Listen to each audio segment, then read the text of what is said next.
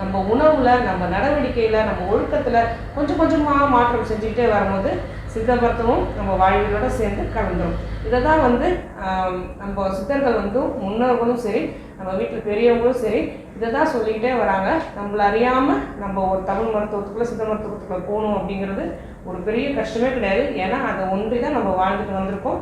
சிறிது காலம் நம்ம மறந்துட்டோம் அப்படிங்கிறதால தான் அவ்வளோ பக்க விளைவுகள் தான் எல்லா வியாதிகளும். அதுலேருந்து மீண்டு வர்றதுக்கு நம்ம இப்போ லேட்டஸ்ட்டாக வர விளம்பரங்களே நமக்கு சொல்லிக் கொடுக்குது.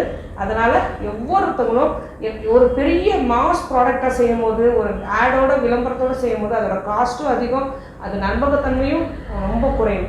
இதே நம்ம ஒவ்வொரு வீட்லேயும் நமக்கு தேவையானதை செஞ்சுக்கிட்டே வரும்போது இதை ரொம்ப கிட்ட, இயற்கையோடு கிட்ட நம்ம நெருங்குவோம். தமிழ் மருத்துவத்தோட கிட்ட நெருங்குவோம். சித்த மருத்துவம் நம்ம வீட்டுக்கே வந்துடும், ஒவ்வொரு வீட்டுக்கும் வந்துடும். ஆரோக்கியமாக வாழும். வேறு எதை பற்றி பேசணும்னு நீங்கள் நினச்சாலும் சரி, தாராளமாக கமெண்ட் பண்ணுங்கள்.